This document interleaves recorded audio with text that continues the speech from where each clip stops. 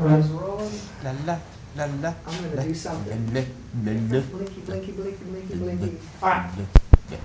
All right. Yep. Clap and go, kids.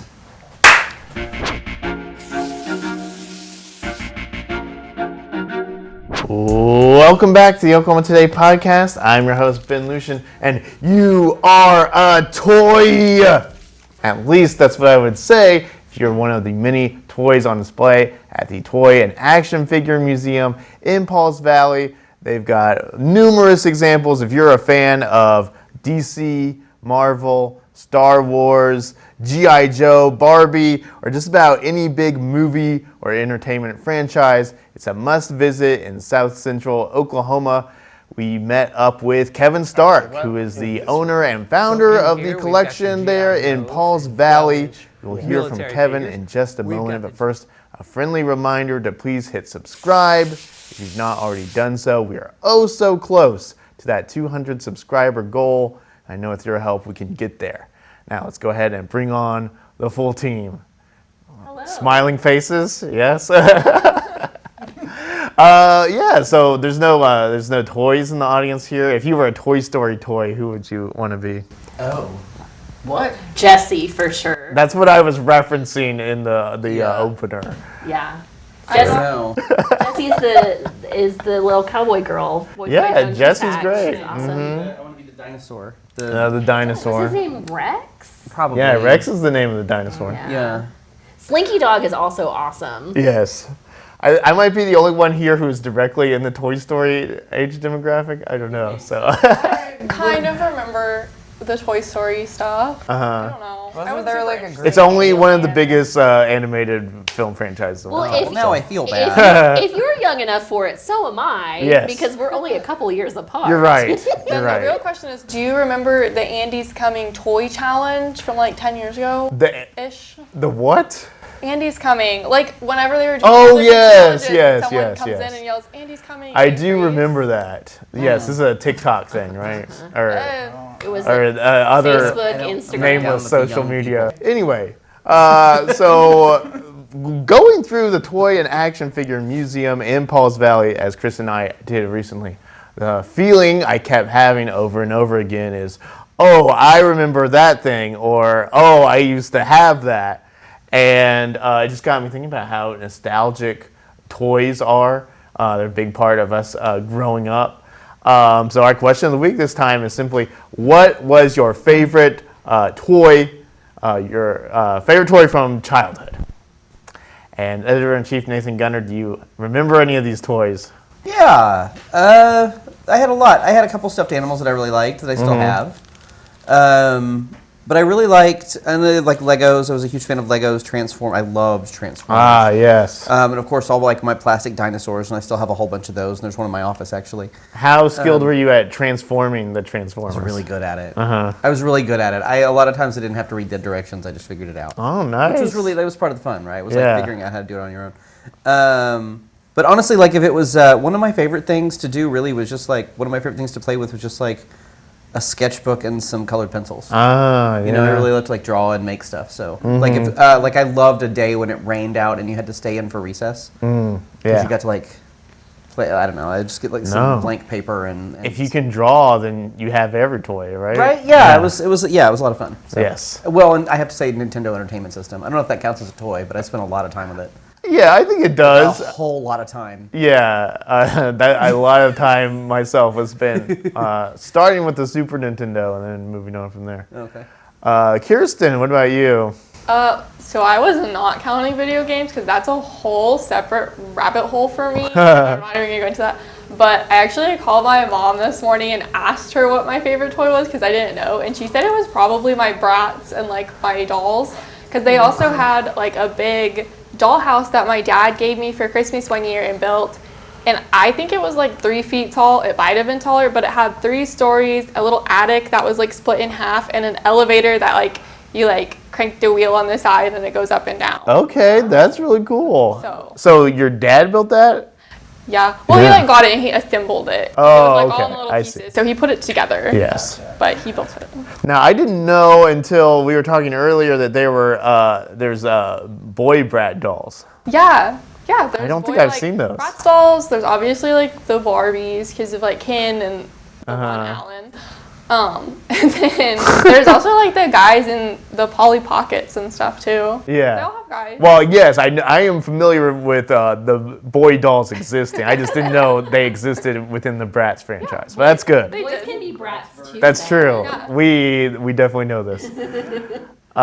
Carly, what about you? So I had two favorites. My Little Ponies were definitely my first favorite toy. I had like a whole container of them. And then I got into Beanie Babies, which a lot of 90s kids probably remember. Yes. And it's so funny that you asked that question because I remember very vividly having a conversation with my best friend when I was in like 4th grade or something. Like, if anybody got me the Princess Diana bear, I would just die. I would be so happy. I would just like pass out. So that was... Like, if that happened. No. But at the time, the Princess Diana bear was the most sought after Beanie Baby right after Yes. she passed away. So yeah, I was. But it's just really, I know, it's really funny how the things you get excited about change so much as you get older. You know. Megan's having an existential crisis because the princess died, Beanie Baby Bear. Yes. It's just like, what? Yeah, I mean, It was beautiful. It was purple and it had a white rose on it. Oh, it was, yes, as fashionable as the princess herself. Now Yes. I have very few Beanie Babies left, but that is one of them that I have. Hold on to that. It's probably worth some. yeah, there's I Yeah, love whole that. $5. I love that you have a Princess Diana baby. there was a whole thing where there was a big Beanie Baby market for a while, and then it like crashed, and then I think it's coming back a little bit. I don't know, I'm not sure. It would have to come back a little bit because I think they were actually below resale Yeah. value at one point. Or, yeah, they hit rock bottom for sure. Megan, what about you? I mean, I remember when people were hijacking trucks of Beanie Babies. Oh yeah, I liked My Little Ponies as well. I had a ton of those. I loved Barbie and all of her, accessory. I had a Barbie minivan that was really great. And a horse that maybe that wasn't for Barbie. I don't know. It was all sorts of plastic things that I loved that were neon. And Playmobil. I really loved Playmobil yes. things. I had a great set of some Native American guys with their teepee and horses, and my cat actually peed on their teepee. oh that's too bad. Yeah, so Wow. I didn't get to use it for very long, but it, sat in a corner somewhere for many years. That's my story. What about the crystal dragons? Didn't you start collecting those? Oh, those were Windstone Dragons, but they're not toys, Carly. I'm those sorry. are serious. Collectibles. Those are serious collectibles. Sorry. They're not toys. Yeah. But I would save up my allowance and buy big ceramic dragons, which I still have. That's cool. Getting you one every time I go to that gas station. What do you and I What did think, little Ben play with? Well, first of all, did anyone ever see the movie Indian in the Cupboard? Yeah. Yeah, Yes. of course. Man, I was so fascinated with that as a kid. Like, just love the those possibility of these toys coming to life. I don't know. It's still fascinating me, and that's another reason why I gravitated to Toy Story. Just because I had so many toys, and imagining them coming to life was really crazy. My favorite toy, though, was definitely sort of a series of toys that I had. It started with these were all made by Fisher-Price, and it wasn't like a franchise or anything, but they had these figures that like had no eyes, and it started out with they made like a castle set, so I had like a king and all the knights and everything, and they all had no eyes. And there were these like little plastic figures in this plastic castle that had like trap doors and all these things. It was really like cool. The Fisher-Price barn that like moved when you opened it? No, it was more adult than that, or more not adult, but more mature than that. Oh, okay. Yeah, that was probably like age 5 and below, and this was like 6 and up. Yeah. Okay. Totally different ballgame. Totally different. Yeah, they had swords and stuff. But going on from the castle was so successful that they had the pirate ship was big. And they had a western town. It was just a lot of fun. They had like different expansion packs you could buy. It was so much fun. Me and my brother still talk about it to this day. It was actually the origin of a lot of fights because we would just slam these toys into each other and it would like hurt our fingers. So that would always cause a real life fight. But yes, I really miss the Fisher-Price toys. If anyone out there remembers those, let us know. What do people say online? Yeah, we had a few answers online. Heidi Hills is a fan of the original Polly Pocket. Yeah. I Little had Polly Pocket. Dollhouse on the I go. remember those commercials. And also, Therese Duncan Anderson is a big fan of Chatty Cathy. Yes, and this is the pull string talking doll that actually was created by Ruth Handler, who was the inventor of Barbie. And it came out the year after Barbie. I didn't know that. Okay. That sounds. Yes. So the more you know there. Well, if you like this conversation, you're really going to love what we have in store for you next. Let's head out to Paul's Valley and meet Kevin Stark. All right, we are here in Paul's Valley, home of the Toy and Action Figure Museum. It's the stuff of every kid's dreams. We've got And adults. And adults. And adults, exactly. Well, the dream starts as a child, but it never leaves, for sure. This guy right here next to me is Kevin Stark. You are the founder of the Toy and Action Figure Museum. Well, first of all, thank you so much for being on the show. Hey, my pleasure. Yes. In relation to Tony Stark, the Iron Man. Yeah, he's my poorer younger brother. Okay, and poorer, exactly. Yes. How long has the collection been going on here? How did all that get started? Well, we are about to celebrate in October our 20th anniversary of being open. So 20 years of toys and action figures, it's been great. It all got started, the town decided they wanted to plan their growth for the next 10 years. That started in the year 2000. And they decided, we want an arts council, we want a theater group, and we want arts and cultural center, and we want unique tourist attractions in the downtown area. Well, I kidded with one of the people on the committee, said, well, I'm the unofficial tourist attraction. Maybe we ought to make it official. Well, I was joking around and they took me serious. Right. So here we are. We started out, the museum started with my private collection, and we've grown. We've acquired things, we've gotten donations, things like that. So the collection has expanded to have over 25,000 action figures. Wow, yes. And you were telling me earlier, there's entire buildings outside of this one that also have toys from the collection. Yes, we have 3 buildings full of toys that are in storage. So we periodically trade stuff out. So if you don't see something you think we should have, we probably have it. Yeah, right.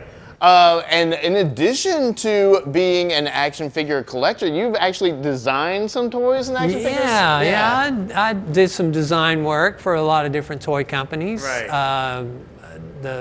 Some of the more famous ones would be the Teenage Mutant Ninja Turtles, Okay. the Simpsons, the Toxic Crusaders, Speed Racer, the Mummy, Wow. Toonsylvania, just all kinds of stuff. Yes. That's really cool. Do you remember where was your sort of the love for action figures sort of sparked? Take me through that. Well, that sparked when I was a little kid. Yes. So I had action figures and stuff. I convinced my parents to let me clean up the basement and make that my play area. And I shared a bedroom with 2 brothers. So it's kind of hard to play with your toys and stuff without them coming in and either beating you up or knocking them over, Yeah, exactly. So I cleaned up the basement, set up my toys in there, and there were shelves in there, and I was setting up toys on the shelves and all, kind of a precursor to the museum. Right. So, Yeah, there you go. So cool. natural instinct, I guess. But I actually started collecting toys, action figures, in 1986. Okay. A girlfriend I had at the time drugged me to an antique flea market. I didn't want to go look at antiques all afternoon, but they had toys. Oh, fantastic. And they were cheap. Yes. And I bought a whole bunch. Nice. And so I came out with an armload of stuff, and I said to her, that was a lot of fun. She goes, well, it happens every month. I said, All right. Is there any particular character or, I don't know, franchise that sort of stood out to you back then? Or? Well, back then and still today, Batman's my favorite thing to collect. And of Batman, Batmobiles are my favorite thing. Yes. I'll pass up a figure, but I rarely pass up a Batmobile I don't have. They're hard to pass up, Yeah. for sure. What is sort of the reaction of kids and adults coming in here, kind of seeing, everything from their toy chest here displayed in a museum setting? Well, we get families in here, we get collectors in here, and we get some people that want to know, what the heck does an action figure museum look like? Yes. Now, a lot of the families that come in, the parents think, well, this is just for the kids, you know.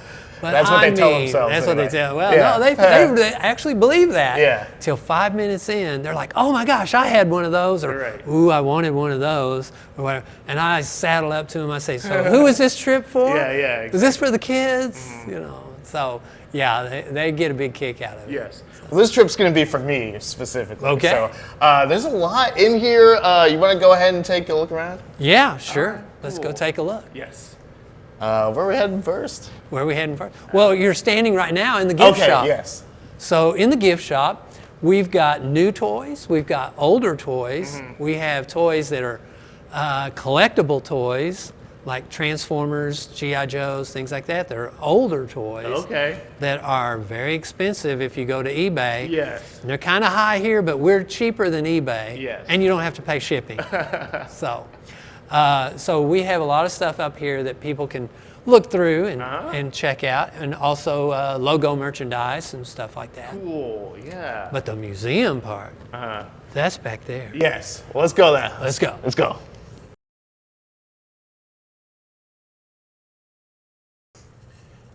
All right, so what is this room? So in here, we've got your G.I. Joes and 12-inch military figures. We've got the G.I. Joes from the 80s. We've got them from the 70s. And we've got action figures here where we have recreated World War II. Oh, yeah, this is exactly how it went down with Wonder Woman and Captain America. Well, everyone knows they fought in World War II. Yes. You know, so. As I read in my textbooks. Yes, Yes. exactly. Well, I drew in my textbook. Yeah. Yeah, it was, that's what was displayed. And we even have the dogfight up above. Ah, yes. So you've got the World War II planes duking it out in the air. Right. Interesting. Do you notice any change in the military style toys over time? Or? Oh yeah. G.I. Joe was started as a military action figure. In fact, Hasbro coined the phrase action figure. So that's where we get that, is from G.I. Joe. Right. Because in 1964, you're not going to sell a doll to little boys. Yeah. And daddy ain't going to buy my Yeah. son a doll, you know. Right. So they called it a military action figure. And any toy company or toy store caught calling it a doll, Hasbro would come pull the product. So they were very insistent that it be called a military action figure. Wow. Well, as time progressed and the Vietnam War, for instance, got so unpopular, he ceased to be a military action figure and he became the G.I. Joe Adventure Team. Yes. Did you set up these scenes? Yeah, I built all that stuff. That's cool. There, built all that. I have personally placed every action figure and toy in the place. Nice. So.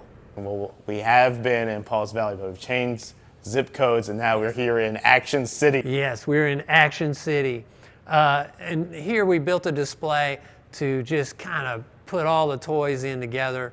See, because when I was a kid, all my toys played together. Yes. I didn't separate them No. and things like that. So I built all the buildings and created this city. We also have the suburbs down there. But, so just to have a space where, you know, the toys can stretch out and play. So. Do any of the child or perhaps even adult visitors ever tempted to play here in the exhibits? No, not generally. You know, everybody's been really cool. Yes. Now we do have things that are accessible that people could touch or pick up or whatever. Yes. We don't get too excited about that. And in the 20 years I've only had 3 things disappear, Oh, yeah. and one of them came back. Yeah. So I've only had 2 things. Well, that's a in good 20 rate years. in That's 20 years. Yeah, it's a great rate. Yes. I think a lot of people really who are into action figures and toys, they respect it, and we don't really have a problem with that. Yes. Plus, I know when something's been moved. Okay. Yeah. I know, and if I know when was someone's Kevin. picked something up and put it back down, I know. My eyes are drawn to Godzilla way down there. I mean, Yes, that's just a big one. the giant Godzilla. He's attacking the city, and I had a lot of Godzilla figures growing up. oh yeah. Not to that scale. They were all kind of regular action figure size. Well, we have a Godzilla guest room at my house. Oh, that's awesome. There's nothing but Godzilla. Nice. Yes. We have guests stay, but they don't stay long. Yeah, exactly. Any other figures stand out to you here? Well, we have Medusa's hair salon. Ah, yes. And in there getting a haircut is Professor X, which of course he's Hilarious. totally bald. Yeah. So the museum is full of a lot of little in jokes. Yeah. Okay? So if you're into the action figures or TV shows or movies, you're going to get some of the jokes. A lot of these scenes are kind of like sort of a Where's Waldo thing going on. Oh, well, we have a Waldo in here Yes. too. Okay. Well, I in gotta fact, find him. yeah, that's our scavenger hunt. You have to find Waldo. Okay. Now, for years, people kidded with me. They'd see all this stuff. They go, "Oh, yeah, have you got a Waldo figure in there?" Well, I didn't have one because they didn't make one. Yeah. And then I was somewhere, like at a flea market, and found a Waldo action figure. So I bought it. I said, "Got to have that." Yeah. And so now we hide it all around the museum, and kids and adults have to find it. They get a prize if they find it. Yes. So. Very cool. Let's see. I see some Star Trek stuff Yes, over we here. got some Star Trek Yes. over here. We are in the Star Trek area. Yes, we're in the Star Trek. Now, we have a massive Star Wars room, and so we thought, well, with such a big Star Wars room, we got to give Star Trek a little love. Yes. And so I don't put want together, those fan wars. right? I put together this display for that. Now, we are a 501c3 nonprofit, so we have a board of directors, and they always help me build things and put things together that we need for displays. So it's great to have, people who are good at carpentry and stuff that can come in here and help me build stuff. Right. So we put all this together to create the the Star Trek. Well, I love the tribbles. We've got a lot of tribbles here on the shelves. Got tribbles. Now, were these for sale or were these things that you've made? Or Those are things I purchased Yes. just for the display. yeah. So Right. I'll do that a lot of times. Well, I meant the tribbles. Were the tribbles these products I for sale? purchased them. Yes. Oh, okay. I didn't know that they made tribbles. Yeah. Oh, yeah. They made tribbles. Okay. Well, that's good. Do you feel like the Star Trek toys are a little underrated? Because Star Wars, of course, is a franchise known for its toys. Star Trek wasn't made with that purpose, really. Right. Yeah. Yeah. I think they're underrated. I love the Star Trek franchise, but I love Star Wars too. So Yes. Yeah, it's just different flavors for different days.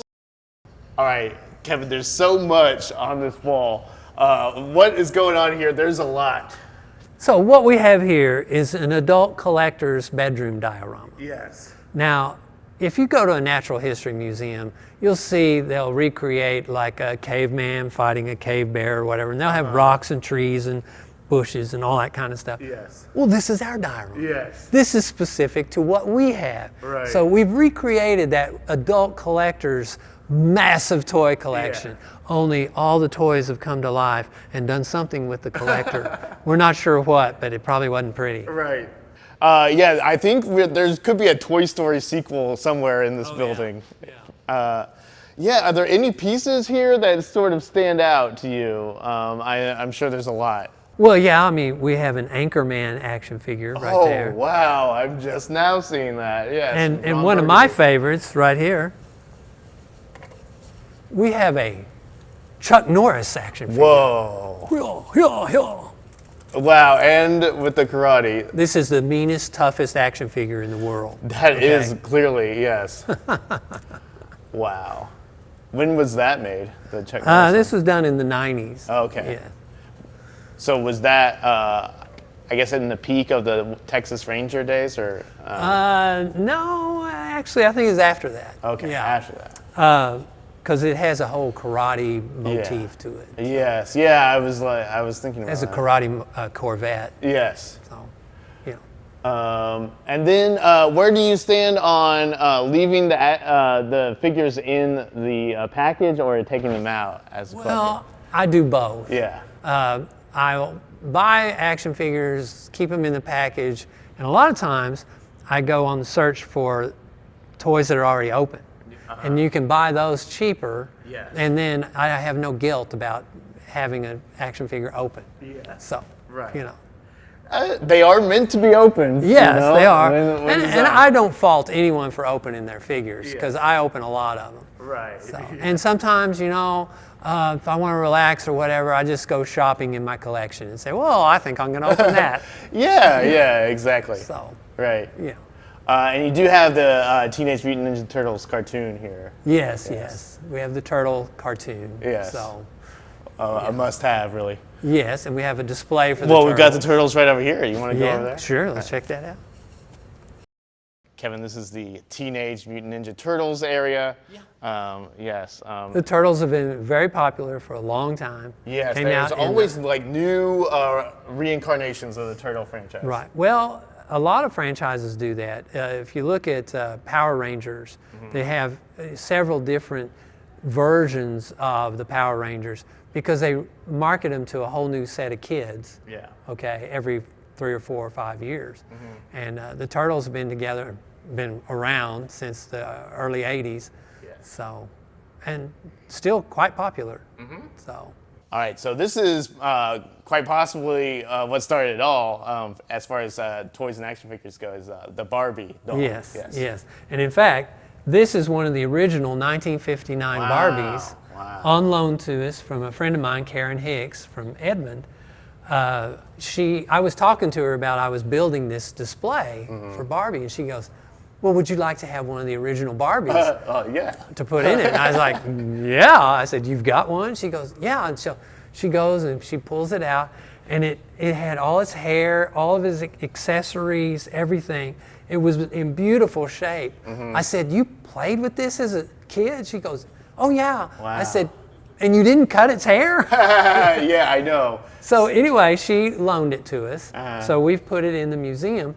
Well, she came to see the display, and she saw that right there, and they made both the blonde and brunette. Okay. She says, oh, I've got the brunette too. I was like, that's more rare than the blonde. I said, right? I want that too, you know? Yeah. So, anyway. That's interesting. I didn't actually know that there was a brunette version earlier. Yeah, there's a brunette version. Because, I mean, of course, the blonde is... The blonde was the famous. one more popular. Yes. So. That's cool. And you see Barbie in the different costumes, different guises. Barbie as Wonder Woman, you know. Now, Barbie as Snow White. Is Barbie as Wonder Woman, is that technically an action figure? Well, to me it is. Yeah. That becomes an action figure. Yeah. And That's like I said, it's because of Barbie that we got G.I. Joe. Because Mattel had Barbie and it was so popular. It sold 350,000 units the first year. Yeah. Okay. Well, Hasbro wanted to compete, but not head to head. So what they did was they came up with the idea of a military action figure. Yes. And so it too had a lot of accessories and things like that. Right. Very cool. Okay, so this is a very lively corner over here. My eyes were drawn to this. Yeah, this is like my favorite corner. Yes. Okay. So we'll start, I guess, over here. We've got, basically, it's a Legion of Heroes over here. Yes, you've got Marvel characters versus DC characters. So it's always like, are you a Star Wars or Star Trek fan? Are you a Marvel or DC fan? You know, personally, I'm both. Right. You know? And everyone always asks me, well, which do you think is better? I said, well, DC has better characters, but Marvel makes better movies. Yeah. So. Right. Well, and that's kind of the fun of, like we were talking about earlier, of action figures, is as a kid, your favorite characters from different franchises, get to meet up, and then you get to have those stories that aren't really possible in real life movies. Exactly. Yeah. And I love that. But really, I love a lot of the Marvel characters too. Yes, for sure. Do you notice when the different movies are out that people from those franchises come out and or come to the museum to try and see those figures here at the museum? Oh yeah, we get that a lot. And when they do a movie of a character that wasn't really that well known, to the general public, that will suddenly become their favorite character. Oh, yes. So I get little kids in here saying Iron Man is their favorite. Yeah. And I'm like, you didn't even know who Iron Man was till there was a Iron Man's movie. had a big resurgence in the last 20 years. Right. But see, as a kid, I grew up loving Iron Man because we shared the same last name. Yeah, exactly. So I had all the comics, but they didn't have any action Richard figures. Cousin, right? Yeah. So now, I can buy all the Iron Man figures I want. Yeah, exactly. So. Well, I had what also drove me to this corner was the wrestling figures over here. Yes, the wrestling figures. Now, I've got to admit, I don't know that much about the wrestling characters and stuff, but the toys are really made well. Right. The articulation is great. The likenesses are incredible. So I really like it's really like a live action superhero storyline. Yes, exactly. Kind of just custom made for action figures. Oh really. yeah. I mean, they're as much comic book heroes as anyone else. Oh for yeah. Sure. And we have a lot of this stuff. I've got probably 5 more boxes of these things that we just don't have room to put everything out. Yes. Right. So. All right. This is like we're entering like the cantina or something, right? This is the Star something Wars like area. that. Yeah. Yeah. Well, this used to be the Bat Cave. Okay. Now it's the Star Wars Cave. Yes. I guess. There's caves in Star Wars. Yeah. This is really cool because that Star Wars was probably the #1 sort of action figure collection I had as a kid. Yeah, you and a lot of others. Yes, for sure. Yeah, it was very big. The interesting thing about Star Wars and action figures is that at the time, licensing was not really a heard of thing. Yeah. And the studios allowed George Lucas to keep the rights to the toys. Big mistake. Big mistake. Right. Great for George. Yes. And we're happy that he got to keep the license. Yes. Because he created, a toy and action figure bonanza. And still, they are as popular today as they were back then. Yes. So the array of toys that are coming out with the Star Wars theme is just outstanding. And a lot of the figures and ships and things like that are the highly collectible but very expensive toys. We've got several of those. Yes. Also. Yeah. Are there different themes to these areas? Do you want to take me through that? Yes. Right here you've got Legos. Yeah. So these are Lego all characters. Star Wars Legos. We wanted to have a Lego kind of portion to the museum, but also kind of show the Star Wars part of it. So. Star Wars and Lego, they are really closely connected, especially nowadays they even have the whole Lego Star Wars video games that a lot of kids play. Yes. Well, all those Lego movies, I think Lego Batman is my favorite Batman movie, okay? Yeah. And I'm a big Batman fan. Exactly. It's one of the best Batman movies there is. Yeah. But we've got the Millennium Falcon here. Oh my goodness. Now, one of our board members put this together, he and his daughter. How many hours could that 70 hours Oh my God. to put that together. And That what is you don't insane. see on that is when you take the roof off, they actually had to build every room inside it. So Wow. This is an accomplishment so impressive, I would list it on my resume if I had done it. I can't let people forget about that. yeah. You have so many, I need to comment on it, so many great cardboard cutouts throughout the museum. Yeah. Yes. Where do you find those at? It's a funny thing. Most of these have been donated to us. Oh, okay. So people will purchase things, really big things like this. Yeah. And they move or they get married or whatever, and suddenly the wife is like, I'm sorry, but Darth Vader ain't going to be in my dining room anymore, okay? Oh, know. come on. So, we get some donations Vader needs to eat because too. of that. I don't know how he eats because he's got to keep that mask on. Yeah. I see Yoda over here in the corner. Yeah, we've got Yoda. Now, that was a prop that was used in the release of Episode 1. Those Yodas were in the movie theaters. Yes. Is this why you also have, what's his name over there? Watto. Yes. Well, that's really cool. Oh, man, I had this as a kid. Yeah, see, you're already doing it. I'm not doing it. I had that as a You kid. can't resist it when you come inside the Toy and Action Figure Museum. And then over here, speaking of things as a kid, Chris, you have a connection to one of these posters over here. I do. Yes. Is there a theme over here, or is it just a collection of? Well, it really is just kind of the point of a lot of this is just to show the magnitude of the Star Wars universe. It's everywhere. So.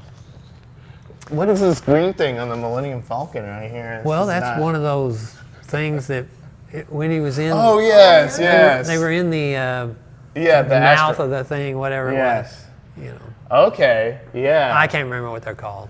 Yes, I'm sure someone will. Write someone us an angry comment. Yeah, someone will write in and And I had one of these AT-AT walkers too. I can't remember.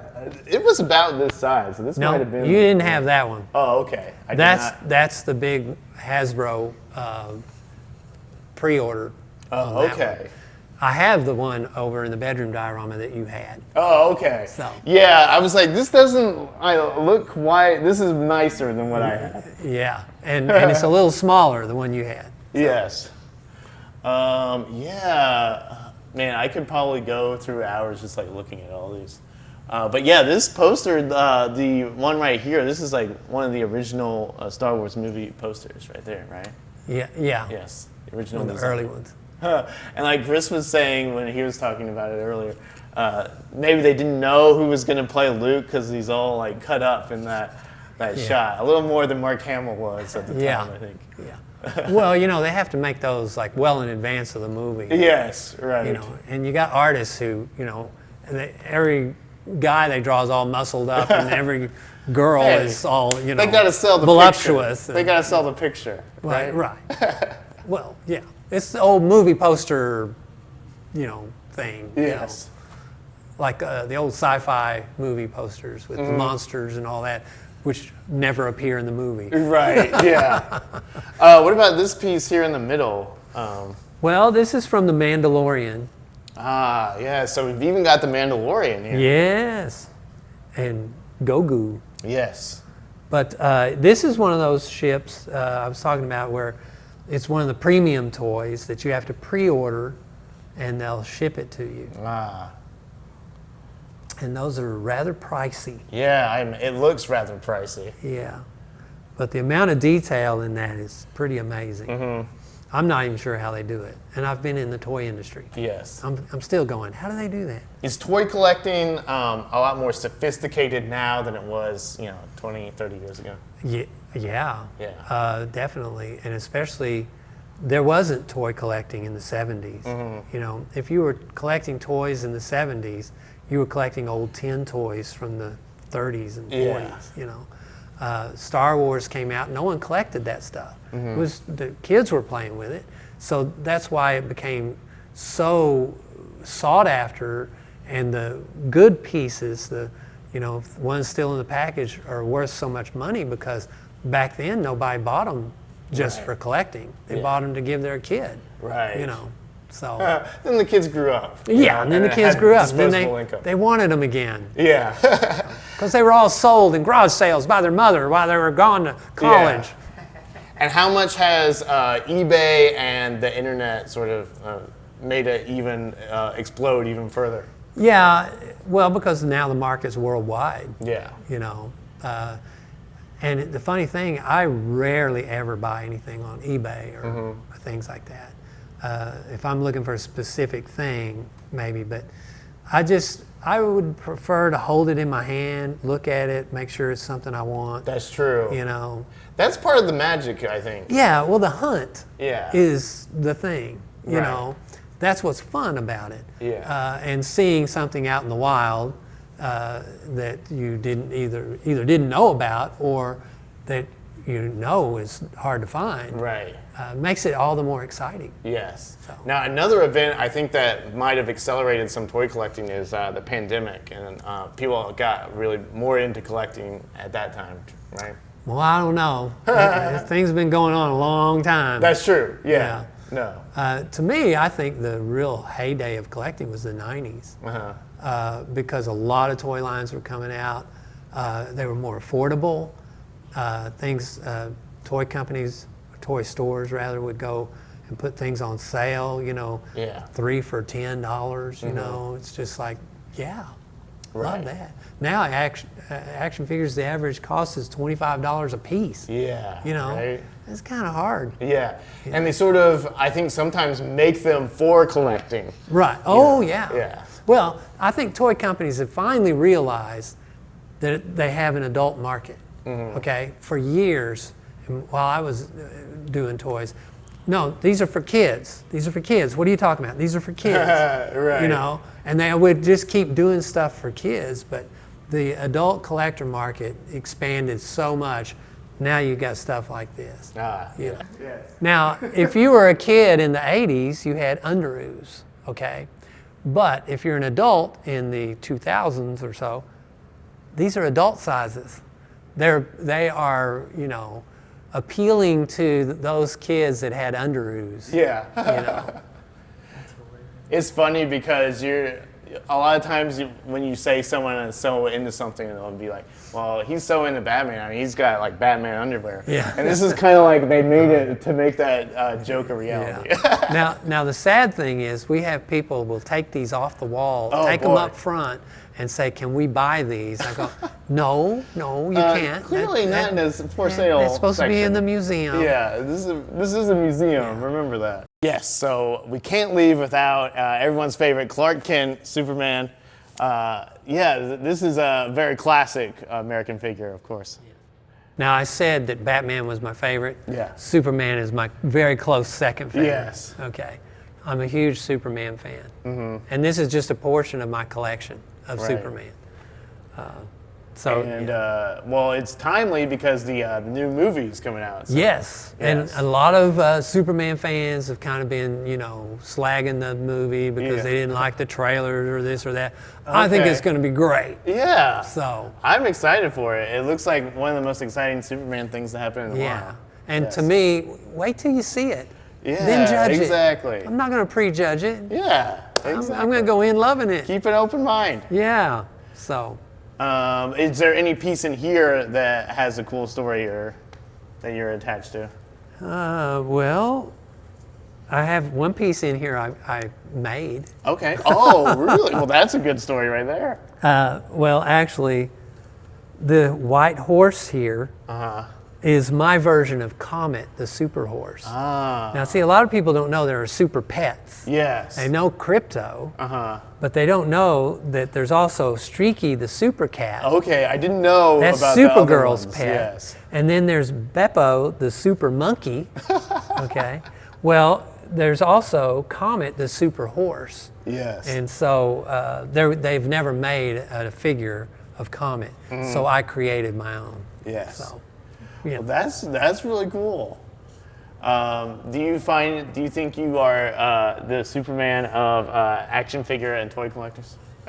Do what? Do you think you're the Superman of action figure and toy collectors? Oh, I don't know about that, but. But maybe the Tony Stark of action figure. Yeah, there you toy go. collectors. I'm the Tony Stark Yeah. of action figure collecting. Right. And you're always doing things to sort of change things out in here. Yeah, right? oh yeah. We like to keep it fresh. Yeah. So that, if you come back to see it, you see new things, I don't want you to have to come back and see the same thing all the time. And it's funny, though. I'll have some people, I'll read reviews, oh, well, it's just the same as it was before. And then I'll change up a bunch. Oh, they changed everything. I'm upset about that now. There's no winning. Yeah, there's no winning, so. Yeah. Okay. Well, this is really cool, and it'll be summer vacation by the time this comes out. So a great things for families to visit. Oh yeah, it's a great place to visit. Yeah. Absolutely. And I think we surprise a lot of people Ah. because they think we're going to be really small, Right. and we're not. And they come in and they're like, this is way bigger and way more than I thought I'd ever see. So, don't prejudge. Yes. Just like the Superman movie. Just like the Superman movie. Think yes. about it. You got to experience it in person. Well, I guess we will wrap it up. I'll blast off like Superman. I like Superman. I'll let Chris edit that one. Now, that was a whole lot of fun. And after we went out there, Chris and I went to Pumpkin's Barbecue and Catfish in Paul's Oh Valley. yeah, how was that? Oh my God, we had the best time. Really good food, big portions, free pickle bar, and also very fast service. So can't recommend it. Tell me highly about enough. this. You had pickle me bar. at free pickle bar. Yeah, it had all the. Yeah. So many kinds of pickles. Everyone in we this got house, like, bread Japanese and butter, dill, those what are those peppers called? Peppercini. Peppercini Oh, I love peppers. those. Yeah, it was really good. Does Elvis still show up there periodically? Do you know? No, I don't know about this. Okay, well I know like they used to advertise that Elvis was like would Oh, just show up okay. periodically. Like obviously not Oh. the real Elvis, just a person dressed as Elvis. But, Oh, okay. yeah. Okay, well, he was not in the building Oh, at that time, so.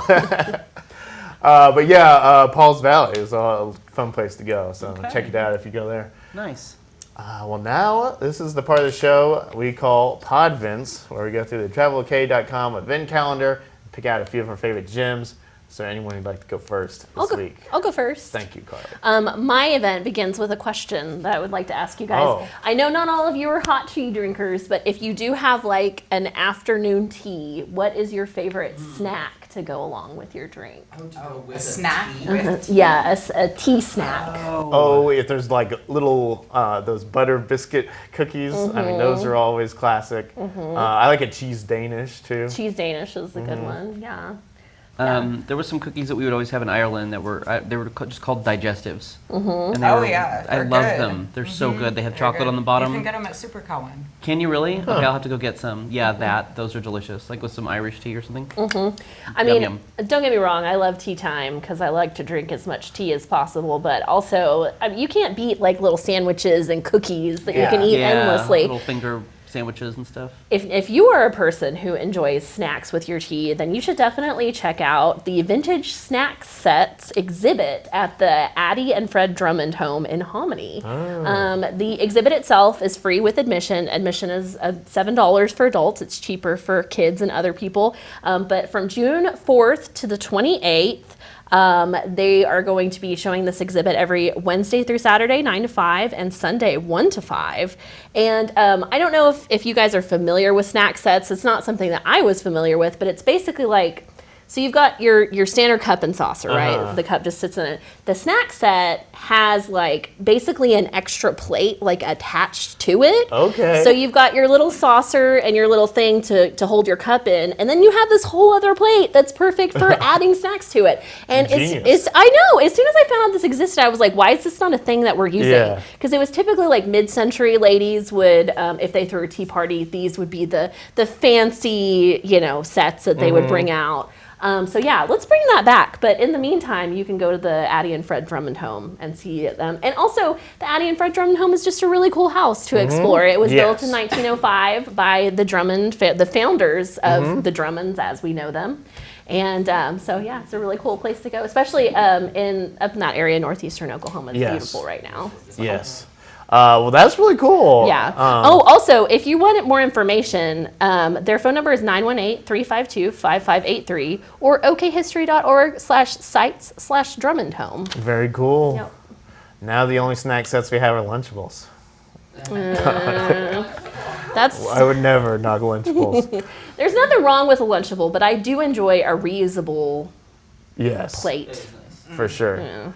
Megan, what's your event this time? Well, my event is the Summer Chautauqua that is happening June 10th through the 14th at, I'm trying to not look at my notes, but that's not going to happen, at Northwestern Oklahoma State University in Enid. And so a Chautauqua is when, I think it's when you gather a bunch of people and they dress as historical figures and then sort of do presentations. I think it has historical roots, you know. Yes. So there are going to be 1, 2, 3, 4, 5 people at this event, a new one each day, that will do a monologue based on whatever historical figure they are, and then people can do like a Q&A with them while they're in character. And they're going to do lectures and have like workshops, and so you can learn all about history and these historical people. And the people that will be at this will be Al Capone, Zatakla Shaw, who was the first Native American person to write an opera and also was the president of the National Council of American Indians and a writer. And then there was Zane Grey, who was a Western author and a dentist, and Bessie Smith, who was a singer, and then Mae West, who was an actress, singer. And so visitors can, meet these people and ask them questions, and I think it sounds like a lot of fun. And if you want more information, you can go to visitenid.org and find out more. I would love to meet Mae West. I might go there just to meet her. Yeah. She's so fun.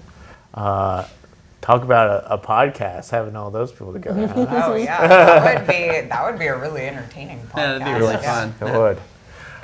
Nathan, what's your event this time? It's a good one. It's an event I've been to a couple times, I think. But it comes with another question. Okay. What is, in your time working for the magazine, what would you say is the craziest thing you've ever done?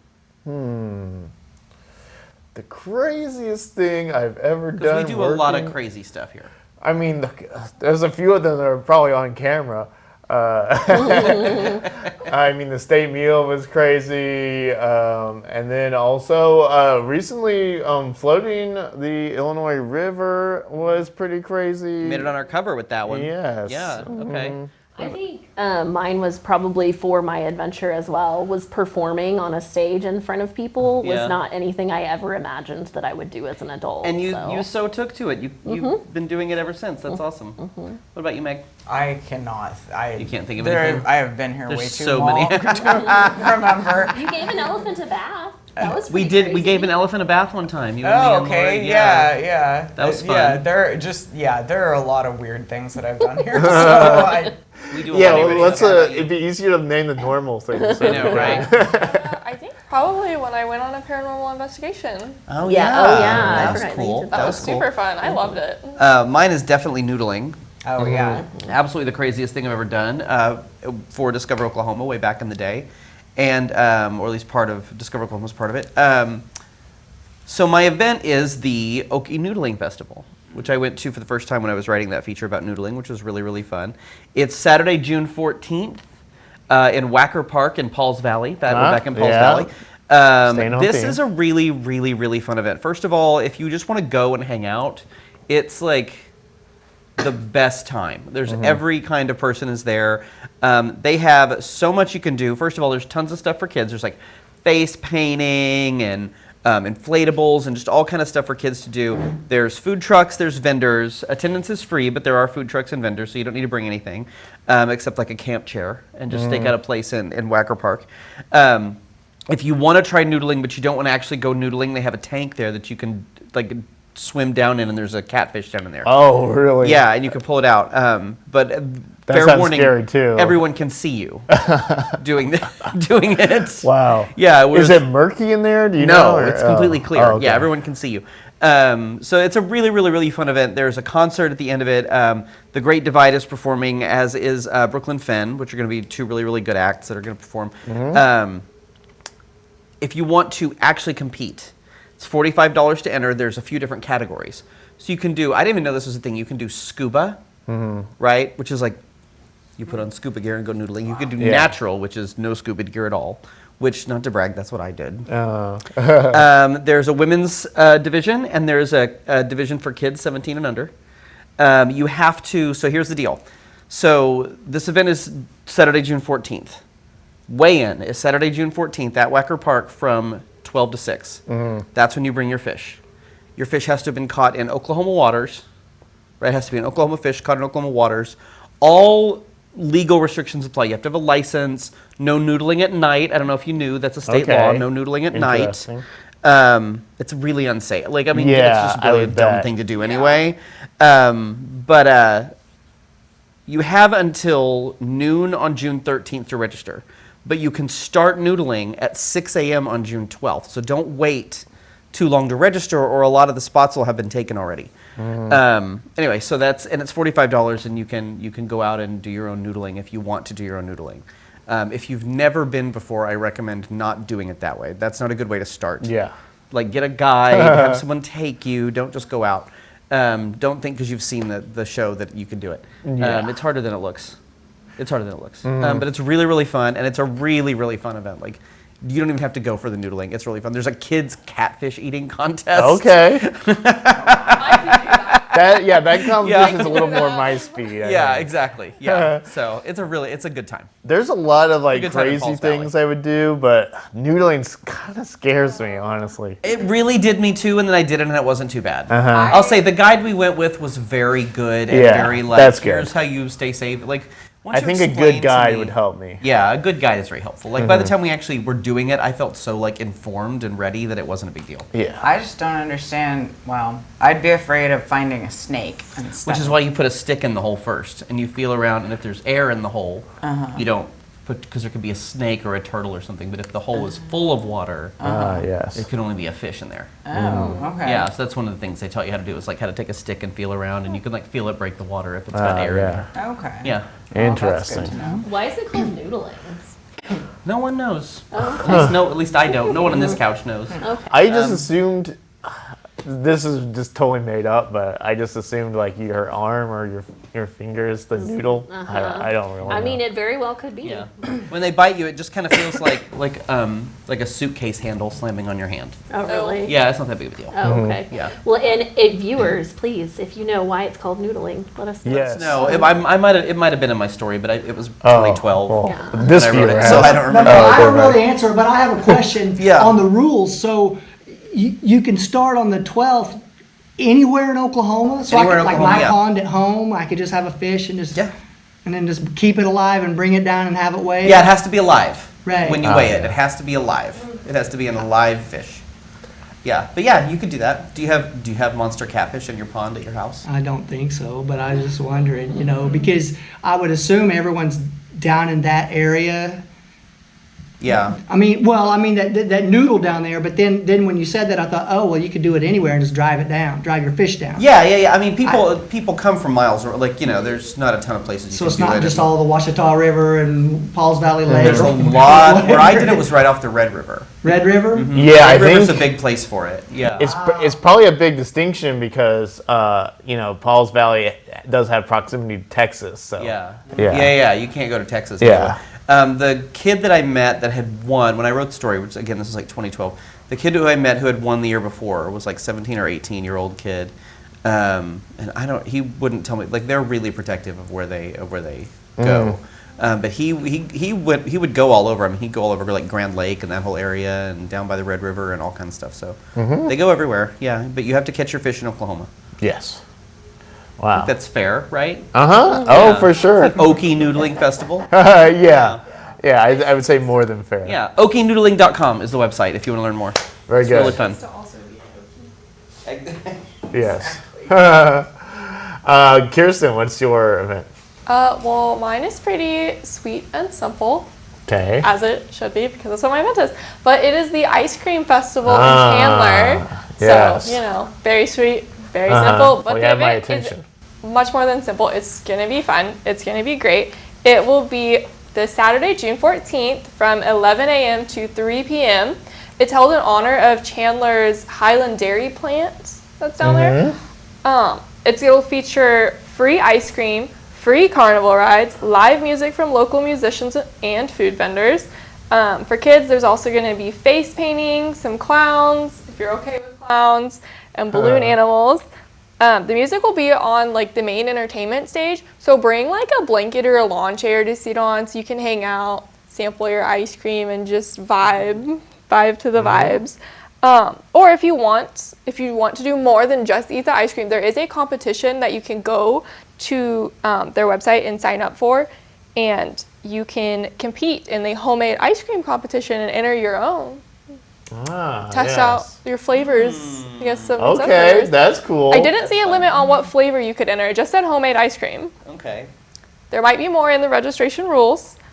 I'm not registering to make homemade ice cream, but it seems like you can make any flavor of homemade ice cream. So Garlic and curry. I don't know about that. Okay. If you want. You can make it. I don't know if it'll be a winner. Yeah, that's personal choices. But no, I mean, it's ice cream. You can go sample all your flavors, get you some free ice creams. It's going to be great. It's a nice little summer treat. Yes. I love it. Yeah, I always thought it would be fun if your hobby was like making and experimenting with new ice cream flavors. It's definitely interesting. Yeah, it's probably too much work for me, but I Did y'all do homemade think ice it cream is. when you were growing up? Oh yeah. It's so good. Yeah, we had one of those little, like those plastic balls that you put all the ingredients in, and you like go outside and throw the ball around, and it mixes it up on the inside. We had like the hand crank the ice in the Yes, sauce. we had. But we both had of peach those. trees in our backyard, so we would put peaches and it was awesome. really good. Yeah. Yeah. We just always, I think it was just plain vanilla, but I think it was more so they gave us the ball because then it was like, go outside and play. And then once we're done playing, it's like, oh, is your ice cream ready? Let me check. And Nice. oh, nope, you need to go play some more. Okay. Go play outside. Yeah, that was always an agonizing waiting for the ice cream, the homemade ice cream to finally Yeah. finish. That's the hardest part. Yes. The worst. Yes. What about you, Ben? Mine also has to do with fishing, but it's not the noodling kind. People, when they see me, they assume a lot of things about my childhood. But one thing they don't normally guess or would assume about me is that I am a winner of sporty challenges. But yet, I did, a while back ago, well, when I was a kid, so way back ago, finish in the top 3 at the Greenleaf State Park Kids Fishing Tournament. Hey. Yes. And I think I've shared this story on the podcast before. I should say the Greenleaf Fishing Tournament is actually my podvent. Maybe Chris will have it over here, the text somewhere. I think I told this story on the podcast before, but me and my brothers still talk about this fishing tournament to this day. Because there was this kid that was like right next to us in the fishing tournament who was just like really pestering us. And he was just being really weird. And at one point he like grabbed an eyeball, like a fish eyeball, and was like offered to us like eyeball. And that's like our inside joke with me and my brother. We're just like, eyeball? Anyway, that has been a classic memory that we've never forgotten. And if you want to set up a new timeless memory for your child, then I suggest the Greenleaf State Park Fishing Tournament in Braggs, Oklahoma. It is open to kids 2 through 16, but they divide them up into different age categories, of course. So the 2-year-olds aren't competing against the 16-year-olds. This is happening Saturday, June 14th, and registration opens at 9 a.m. at the Kids Fishing Pond, which is right across from the park office. So registration starts at 9, and then fishing will start at 10 and go to noon that Saturday. It's free to compete, but you do need to bring your own bait. They also suggest that you bring your own rod, but they will, as I understand, have some provided fishing rods for some other kids as well. So a lot of fun to be had. And remember, if you do head out to Greenleaf State Park, you do have to pay to park. It's a $5 parking fee there. And if you want more information, you can visit facebook.com/Greenleaf State Park. It's a great state park. Yes. Pretty there. Yeah, we spent so much time at Greenleaf growing up. It's gorgeous. Yeah, it was kind of like our family park. So It's a good one. That's a good family park to have. yes, indeed. All right, and now it's time for Star of the Show, and I gave it to Paul's Valley. a gym in choice. South Central That's a good Oklahoma. choice. Yes, it absolutely is. And with that said, that's all we've actually got for you this week.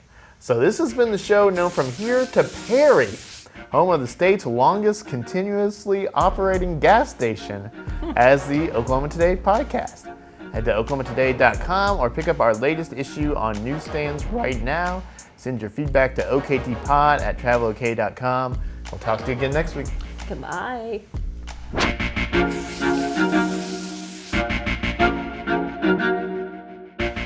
Well done, everyone. Good job.